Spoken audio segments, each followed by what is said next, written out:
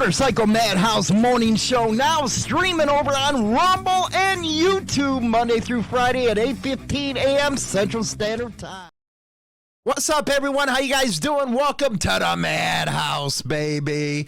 Today, 10 more have been arrested in that Oklahoma shootout where 3 died. We're going to be covering that, as well as, unfortunately, another shooting that happened. Don't forget to like and subscribe to the video and on all of our platforms. And don't forget to go get your rock and roll fix over at www.motorcyclemadhouse.com. First story today, though, we're going to go to a good one here, and this is out of the VFW, Veterans of Foreign Wars. I guess this is a newsletter, and it goes on to say, VFW members join cross-country motorcycle ride. Rock and roll, man. But it's going to be a little different than you're thinking here. Goes on to say, since its inception in 1998, the Victory Motorcycle Club has paid tribute to the troops who were fought during World War I by flocking on a pilgrimage along US 40, baby. Hell yeah, man. Since 1998, they've been doing this.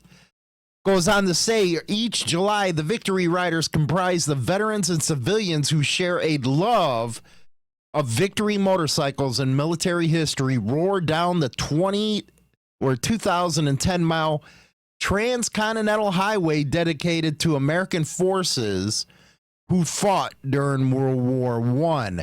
And isn't it surreal that they're doing this for World War I vets? That was, if you go into your history and stuff like that, my God, was that a terrible war. And yeah, it was supposed to be the war that ended all wars, but look where we are today. But trench warfare, all that kind of stuff, nasty business, man. And then this dedication, I bet most people wouldn't even know where this was. 2010 mile transcontinental highway dedicated to the American forces. Awesome stuff there. We must make sure we never forget the sacrifices they made, said Bill Craybaum, a South Central regional representative of the Victory Motorcycle Club in the past 22 years. Doesn't BD have I think he has a Victory, right? I think he's one of the creators that have a Victory. You know, I wasn't too up on the Victory models because, you know, but I got to also, when they first came out in 99, they had that transmission problem. So since then, I guess I've been a kind of a bias against them. Quote, for the past 22 years, the Victory Motorcycle Club has paid tribute to those who fought in World War I and the sacrifices they made to help end a horrible period in history. Man, I can go on about history, especially World War I. It was actually the treaty that, because they stomped the Germans, where they basically made them where they had to do whatever they could to get back on their feet. It was terrible after World War I for all countries. But it eventually led to the rise of Dum Dum, and next thing you know, World War II hit and was even worse.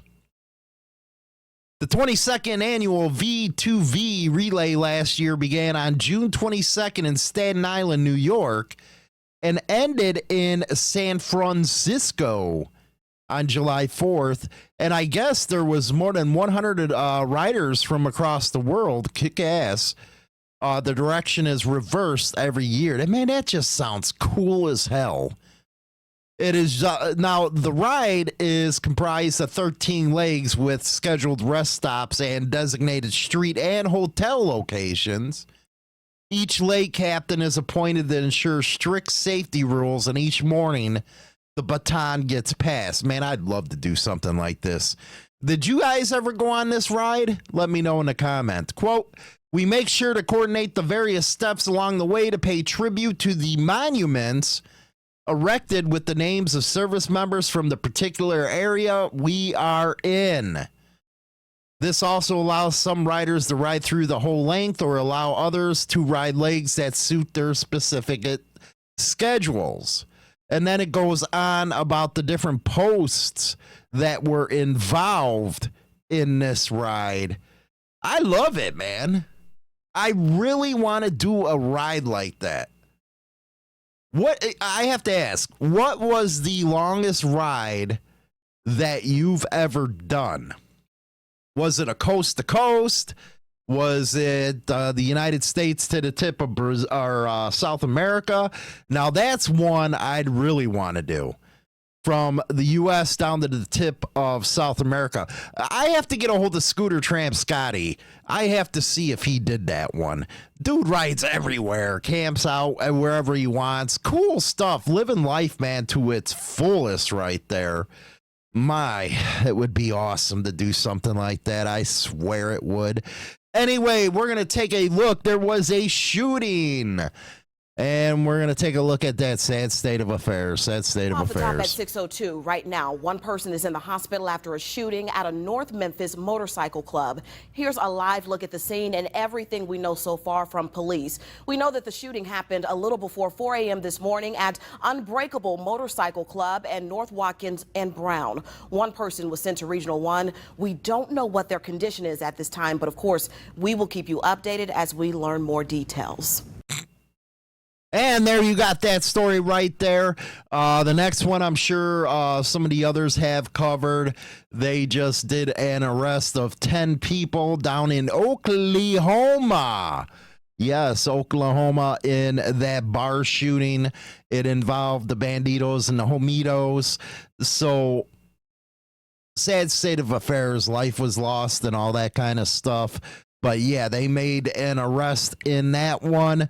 Take a look. And you know what? That schmuck Steve Cook is featured in this one.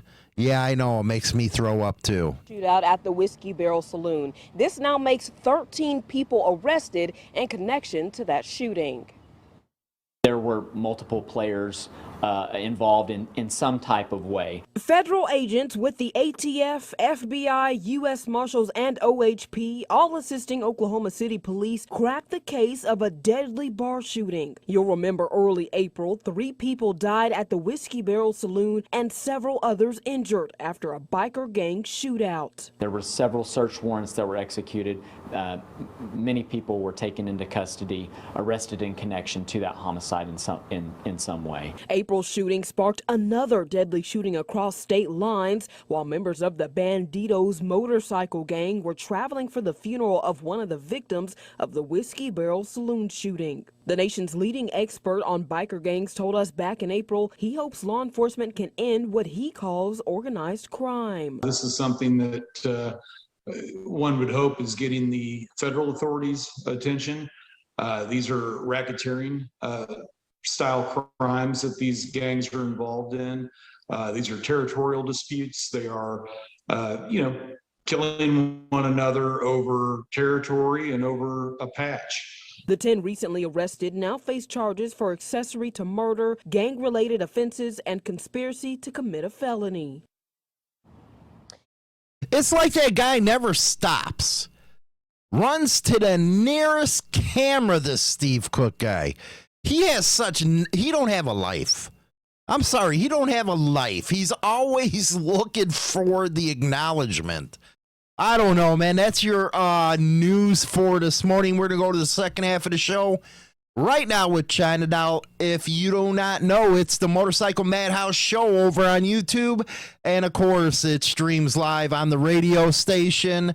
We'll be right back. This frickin' prick Steve Cook, man. Every time I see him in the news, it just like gets under my skin. It really does. Join the Insane Throttle Members Only Club on YouTube or Spotify and receive exclusive content Monday through Friday at 9:20 a.m. Central Standard Time. Your membership in the Throttle Club helps keep the show going strong. The Motorcycle Madhouse Morning Show now streaming over on Rumble and YouTube. Monday through Friday at 8:15 a.m. Central Standard Time. Tune in Mondays live at 7 p.m. Central Standard Time on YouTube for the Madhouse Monday Night Raw with Hollywood and Marco. Grab a beer or some wacky tobacco and sit back and bust a gut. Subscribe to China Doll's Viper Pit to get your dose of the world according to China Doll. Real and honest opinions on what's happening in the world today. Join the Queen Viper and take a walk on the wild side of life on China Doll Viper Pit on YouTube today.